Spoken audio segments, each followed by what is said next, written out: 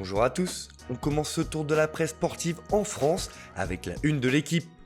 Et c'est la reprise du championnat portugais qui agite le journal français. En effet, hier soir, la Liga NOS a repris ses droits pour terminer sa saison après plusieurs mois d'interruption en raison de la crise du coronavirus. Après l'Allemagne, le Portugal est donc le deuxième pays à reprendre le football professionnel. Et comme annoncé depuis plusieurs jours maintenant, les autres pays européens devraient suivre comme l'Angleterre, l'Espagne et l'Italie.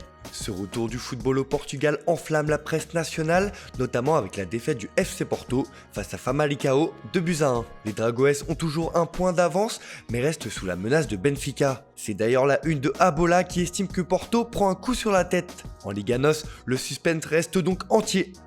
On file en Angleterre avec une information dévoilée hier qui fait la une du Guardian ce matin. En effet, la Première Ligue a informé le club de Tottenham qu'un de ses membres, joueurs ou staff, a été testé positif au coronavirus. Alors que le championnat va reprendre le 17 juin prochain, cela jette un froid de l'autre côté de la Manche. Dans un communiqué, les Spurs ont précisé sans révéler le nom de cette personne qu'elle était asymptomatique et qu'elle serait mise en quarantaine pendant au moins une semaine, avant de passer un nouveau test, comme l'exige le protocole prévu. Si cette information est également en une du Mirror, le quotidien britannique indique que les spectateurs peuvent augmenter le volume. En effet, ce sont eux qui auront le pouvoir lors de la reprise.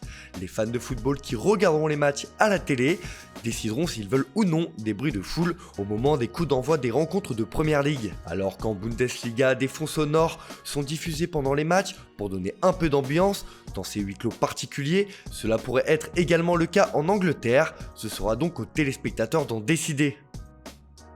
Direction l'Italie où selon la Gazzetta dello Sport, Maurizio Sarri, l'entraîneur de la Juve, a des maux de tête pour construire son attaque. Selon le journal au papier rose, Cristiano Ronaldo ne suffit pas pour marquer des buts et surtout remporter les rencontres importantes qui se profilent alors que la Serie A va reprendre le 20 juin prochain. Le technicien doit trouver la bonne formule car depuis le début de la saison, la vieille dame a peiné dans le domaine offensif et ne peut pas toujours s'en remettre au quintuple ballon d'or. Alors Sarri étudie toutes les possibilités pour faire fonctionner son attaque. Et c'est une question qui passionne la presse italienne ce matin car Tuttosport indique que la Juve cherche les 3 as pour la Coupe d'Italie qui se jouera avant la reprise du championnat. Et pour le journal local, le trident offensif des Bianconeri sera composé de Paolo Dybala, Douglas Costa et Cristiano Ronaldo évidemment. Sur cette une, il est aussi question de l'avenir d'un joueur du PSG, Thiago Silva. En fin de contrat avec le club français, le Brésilien cherche à rebondir et pourrait retrouver son ancien club, l'AC Milan. Le club parisien, lui, garde un œil sur Gianluigi Donnarumma, le gardien rossoneri. Les rouges et bleus verraient d'un bon œil de faire du portier italien le successeur de Keylor Navas. Toujours dans la botte, 2 anciens joueurs de Ligue 1 font la couverture du Quotidiano Sportivo. En effet, Zlatan Ibrahimovic et Mario Balotelli connaissent des fortunes diverses. Le géant suédois est bien de retour à Milanello, le centre d'entraînement de l'AC Milan, alors qu'il est blessé pour un certain temps.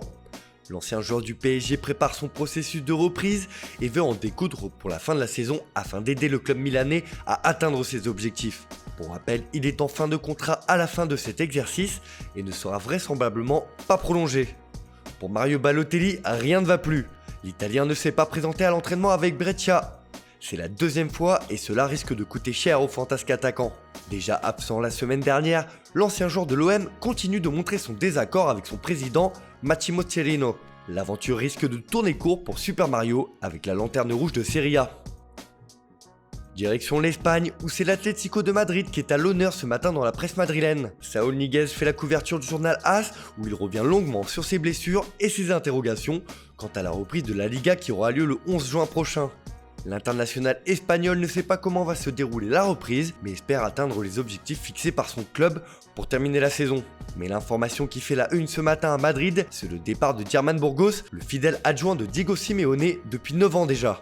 L'Argentin souhaite ainsi lancer sa carrière d'entraîneur et ces derniers mois, il était notamment annoncé du côté de River Plate pour remplacer Marcelo Gallardo. Pour Marca, il s'en va pour mieux revenir. Les colchoneros perdent un véritable symbole de l'ère Simeone. On termine cette revue de presse avec le mercato du FC Barcelone. Ce matin, Sport nous apprend que le Barça est à la recherche du nouveau Gérard Piqué. Et les Blaugrana ont ciblé un joueur qui remplit tous les critères.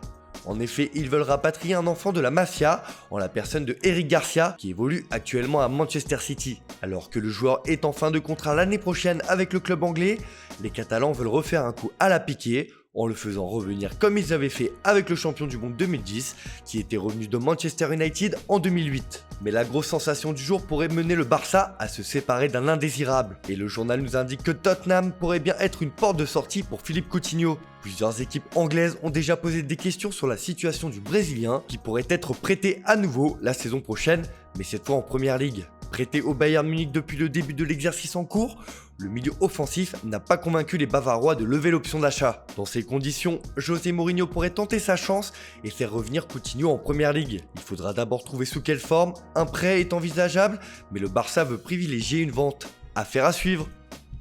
Voilà, c'est tout pour aujourd'hui. Merci de votre fidélité, on se retrouve dès demain pour une nouvelle revue de presse.